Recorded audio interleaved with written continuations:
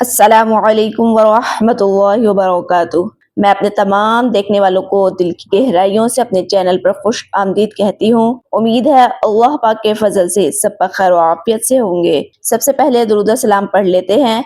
अल्लाहुम्मा सल्लि अला मुहम्मदिन व अला आलि मुहम्मद। दुआ है कि ए मालिक कायनात, जो जिंदगी गुजर गई है उस पर तेरा शुक्र अदा करते हैं, जो जिंदगी रह गई है इस पर तेरी रहमत के तलबगार हैं। हम सब पर अपनी रहमत के दरवाजे खोल दे। ए हमारे पाक रब, हमें उन हिदायत याफ्ता लोगों में शामिल कर दे जो सिराते मुस्तकीम पर हैं, जो तौबा करते हैं और तेरा शुक्र अदा करते हैं। आमीन या रब्बल आलमीन।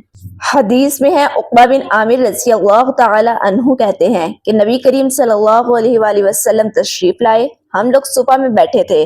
आप सल्लल्लाहु अलैहि वसल्लम ने फरमाया कि तुम में से कौन शख्स इसको पसंद करता है कि अगला सुबह वादी बुतहान या अकीक में जाए और 2 ऊँटनियां उम्दा से उम्दा बिला किसी गुनाह के और कता रहमी के पकड़ लाए। सहाबा कराम रज़ी अल्लाह तआला अन्हुम अजमाइन ने अर्ज किया कि इसको तो हम में से हर शख्स पसंद करेगा। हुज़ूर अक़दस सल्लल्लाहु अलैहि वसल्लम ने फरमाया कि मस्जिद में जाकर 2 आयतों का पढ़ना या पढ़ाना 2 ऊँटनियों से और 3 आयत का 3 ऊँटनियों से, इसी तरह 4 आयत का 4 ऊँटनियों से अफजल है और इनके बराबर ऊँटों से अफजल है। माशाल्लाह कितनी हदीस में फजीलत बयान की गई है। चलें सबक शुरू करते हैं। बिस्मिल्लाहिर्रहमानिर्रहीम। रब्बिश्रह ली सदरी वयस्सिर ली अमरी वहलुल उक़दतम मिन लिसानी यफ़क़हू क़ौली रब्बि ज़िदनी इल्मा।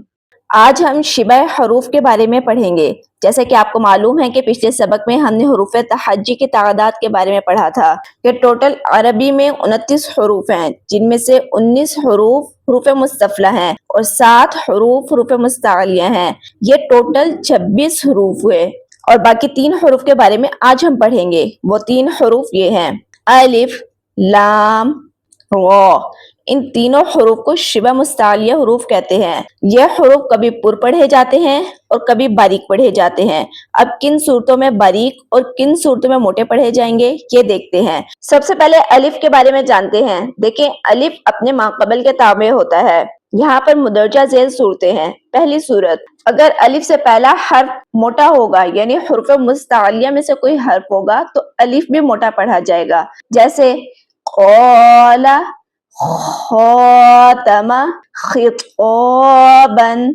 इन सूरतों में अलिफ अपने माक़बल के ताबे है। तीनों सूरतों में अलिफ से पहले जो हर्फ है वो हुर्फ मुस्तालिया में से है, तो अलिफ भी इन सूरतों में मोटा पढ़ा जाएगा। ये तो पहली सूरत हो गई। अब दूसरी सूरत देखें, अगर अलिफ से पहला हर्फ बारीक होगा यानी हुर्फ मुस्तफ़ला में से हो तो अलिफ बारीक पढ़ा जाएगा। जैसे मालिकी, शाकिरुन, हिसाबन।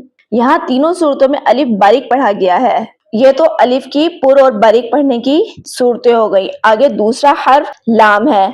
लाम को देखते हैं कि किस सूरत में बारीक पढ़ा जाएगा और किन सूरतों में मोटा पढ़ा जाएगा। यहाँ ये बात खूब अच्छी तरह जहन नशीन कर लें कि लाम तमाम जगह बारीक पढ़ा जाता है सिवाय अल्लाह पाक के इसमें मुबारक के। लेकिन इसकी भी कुछ शराइत हैं। अगर अल्लाह पाक के लाम से पहले हर्फ पर जबर या पेश हो तो अल्लाह पाक के लाम को पुर यानी मोटा करके पढ़ेंगे।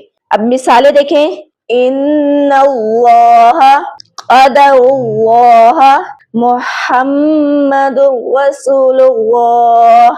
यहाँ देखिए अल्लाह के लाम पर शद है तो शद वाला हर्फ अपने पिछले हर्फ से मिल रहा होता है। पहली मिसाल में अल्लाह के नाम से पहले हर्फ नून पर जबर है तो यहाँ हर हाल में अल्लाह के लाम को मोटा अदा करेंगे। और इसी तरह दूसरी मिसाल में अल्लाह के नाम में लाम से पहले हर्फ पर पेश है तो यहाँ भी अल्लाह पाक के लाम को मोटा पढ़ेंगे। अब यहाँ दूसरी सूरत देखें, अगर अल्लाह पाक के नाम से पहले हर्फ पर जेर हो तो अल्लाह पाक के लाम को बारीक पढ़ेंगे। जैसे बिस्मिल्लाही, अल्हम्दुलिल्लाही, अऊज़ु बिल्लाही। यहाँ तीनों सूरतों में अल्लाह पाक के लाम से पहले हर्फ पर जेर है तो यहाँ तीनों सूरतों में लाम को हर हाल में बारीक अदा करेंगे। आगे तीसरा हर्फ वा है। غا کو بھی پر اور باریک پڑھنے کی مختلف صورتیں ہیں۔ غا کو پر پڑھنے کی صورتیں مندرجہ ذیل ہیں۔ پہلی صورت، غا پر زبر یا پیش ہو تو غا کو پر پڑھیں گے، جیسے یغونہا، اوباما۔ ان دونوں مثالوں میں غا کو پر کر کے پڑھیں گے کیونکہ اس غا پر زبر ہے اور اس غا پر پیش ہے۔ دوسری صورت، اگر غا مشدد ہو، اس پر زبر یا پیش ہو تو اس صورت میں بھی غا کو پر پڑھیں گے، جیسے الرحمن الرحیم، شغن۔ اس پہلی مثال میں غا پر شد کے ساتھ زبر ہے تو غا کو موٹا کر کے ادا کریں گے، اور دوسری مثال میں غا پر شد کے ساتھ پیش ہے تو اس صورت میں بھی اس کو پر کر کے ادا کریں گے۔ تیسری صورت، اگر غا ساکن ہو، اس سے پہلے حرف پر زبر ہو یا پیش ہو تو اس صورت میں غا کو موٹا ادا کریں گے، جیسے برقن، برہان۔ یہاں دونوں مثالوں میں غا سے پہلے حرف پر زبر اور پیش ہے، اسی ان صورتوں میں غا کو پر کر کے ادا کریں گے۔ اچھا، چوتھی صورت یہ اچھی طریقے سے سمجھیں کہ اگر غا ساکن ہو، اس سے پہلا حرف بھی ساکن ہو اور اس ساکن حرف سے پہلے حرف پر زبر یا پیش ہو تو اس صورت میں بھی غا کو پر ادا کریں گے، جیسے والفجر۔ اب یہاں دیکھیں، یہاں غا ساکن ہے، اس سے پہلا حرف جیم بھی ساکن ہے۔ جب غا ساکن اور اس سے پہلا حرف ساکن ہو تو اس سے پہلے والے حرف کی حرکت دیکھیں گے، اگر وہ زبر یا پیش ہوگا تو ہم نے غا کو پر ادا کرنا ہے۔ اور دوسری مثال مع العسر، یہاں بھی غا کو پر کر کے پڑھیں گے۔ اچھا، یہ چاروں صورتیں غا کو پر پڑھنے کے اعتبار سے ہیں۔ اب آگے غا کو باریک پڑھنے کی صورتیں نوٹ کر لیں۔ پہلی صورت، غا کے نیچے زیر ہو۔ اگر غا کے نیچے زیر ہو تو اس صورت میں غا کو باریک ادا کریں گے، جیسے رجال۔ دوسری صورت، اگر غا مشدد ہو اور اس کے نیچے زیر ہو تو اس صورت میں بھی غا کو باریک ادا کریں گے، جیسے الرجال۔ تیسری صورت، اگر غا ساکن ہو اور اس سے پہلے والے حرف پر زیر ہو تو اس صورت میں بھی غا کو باریک ادا کریں گے، جیسے فرعون۔ چوتھی صورت، اگر غا ساکن ہو اور اس سے پہلا والا حرف بھی ساکن ہو اور اس ساکن حرف سے پہلے والے حرف کے نیچے زیر ہو تو اس صورت میں بھی غا باریک ادا ہوگی، جیسے السحر۔ امید ہے آپ کو آج کا سبق ضرور سمجھ میں آیا ہوگا۔